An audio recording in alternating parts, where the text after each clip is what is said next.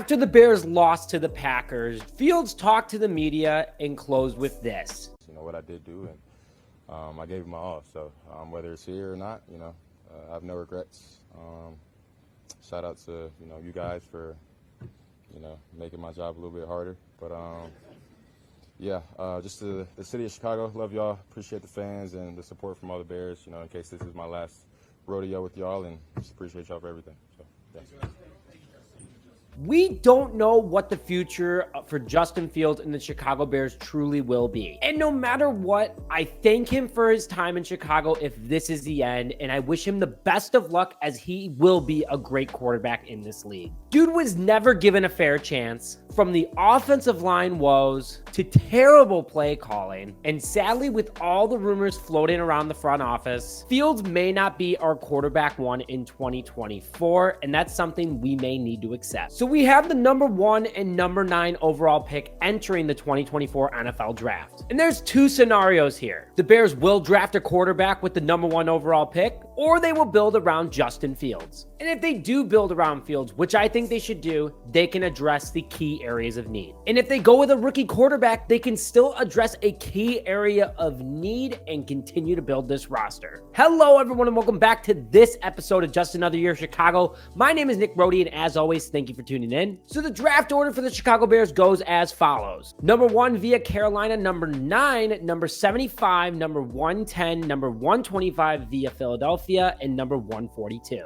And in this video, I'm going to act like we don't trade back the number 1 or the number 9 and take 2 players with each pick. And like I said, I'm doing 2 separate scenarios. Just wait for this week's mock draft video. You guys know I love to trade back, and I'm going to do a ton this upcoming week, so stay tuned for that. But before we begin this video on the 2 separate scenarios on what I'm doing if the Bears take a quarterback in this draft or if they don't, if you're pumped about this offseason and know that Ryan Poles will do a great job addressing this team's needs and building for 2024, smash that like button on this video, put who you want the Bears to take in the 2024 NFL draft with either number 1 or number 9, and comment Bear down below. So after Chicago's 17-9 loss to the Green Bay Packers, we learned a few things. Luke Getsy is an incompetent play caller. Braxton Jones may not be the answer at left tackle. Montez Sweat needs help in order to get after the quarterback, considering he's triple teamed literally every play. And DJ Moore cannot be the only wide receiver on this team. So picks number 1 and number 9, the best thing I can do out of the above is fire Luke Getsy out of the gate. And I'm going to start with what we would do if we move on from Justin Fields. For me, it comes down to 2 quarterbacks. Caleb Williams from USC and Drake Maye from UNC. 2 different quarterbacks, 2 different conferences, and 2 different stories. Caleb Williams is 6'1", 215 pounds, and runs a 4.59 40 time. Big arm, able to avoid defenses, and great quarterback IQ. But his stats against ranked teams scares me. You can see on the screen right now, crazy difference between non-top 25 teams and top 25 teams, and that's a major concern. Because does that make him really as good as people think? Also, a smaller quarterback, which what I've seen out of small quarterbacks, I want nothing to do with. But the other guy, Drake Maye from UNC, different story. 6'4", 230 pounds, runs a 4.6 40 time, has a cannon of an arm,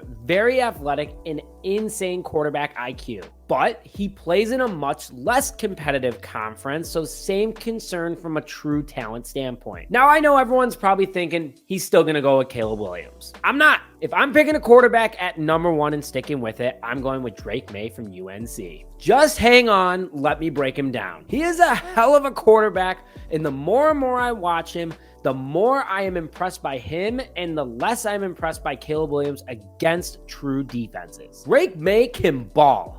Don't deny it. Crazy athletic ability for a guy his size. Can throw on the run when needed. Cannon of an arm downfield. Crazy accurate. He has a 149 QBR with 3,600 passing yards this past season for UNC.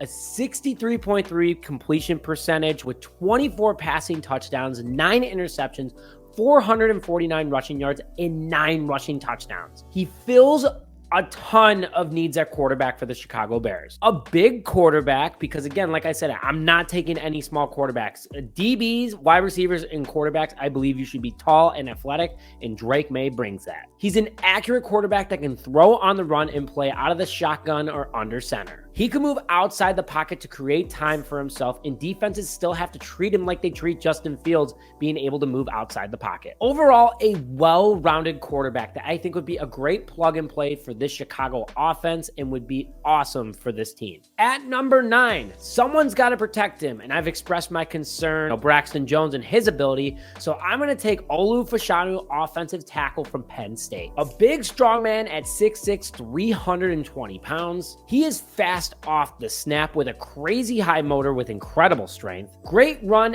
and pass blocker, can do it all, and a very high football IQ. He doesn't need help at all because of his crazy length and size, also his strength and speed. He is so fast for a guy that big, and he is someone that is reliable, plays every game, every snap, and is someone that the Bears need to have at left tackle. We can't just have Darnell Wright out there being our tackle of the future. There are 2 tackles on the field. And just imagine having a second-year right tackle and a rookie left tackle both playing at Pro Bowl level. It would be incredible for this team building forward. I'm not sold on Braxton Jones. I'm tired of watching the best quarterbacks in the league have great left tackles. And I feel that all the pressure is coming from the left side to Fields. And I mean, like, again, Braxton Jones is a great community guy, great guy in the locker room, but it's a business, and I need the best of the best out there for Fields. He might be better as guard. You know, Nate Davis did not have a good year. Tevin Jenkins may be on the move, who knows? But overall, I mean, like, we need the best of the best at left tackle. So now I'm going to do my situation if we keep Fields. I'm sticking with Olu at number 9, so I'm just going to put that to the side. But with the number 1 overall pick, I'm taking Marvin Harrison Jr. out of Ohio State. He is the best receiver you can get in the draft. His size is unguardable by 99% of DBs in the NFL right now. Standing at 6'4", 205 pounds, he has great hands, unmatched speed at 4.39 40 time, and vision out of this world no matter where he is on the field. This past year for Ohio State, he had 67 receptions for over 1,200 receiving yards and 18.1 yard per catch average and 14 receiving touchdowns. He's that big-bodied wide receiver that we need, crazy athletic, perfect pairing with DJ Moore to take pressure off of Moore and be a super reliable target for Justin Fields. No drops, help spread the offense, and I know you guys are going to say, Nick, don't spend the number 1 on a wide receiver. That's crazy. You can get a haul.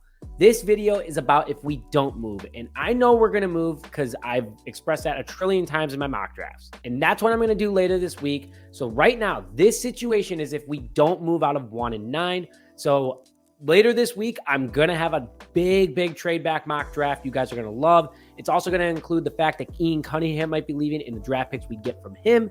So stay tuned for that. But thank you so much for tuning in this episode of Just Another Year Chicago, guys. I know that the season didn't end the way we wanted to, but overall, I'm excited for the future. Smash that like button, comment your thoughts in the comment section below, and please hit that subscribe button with notifications.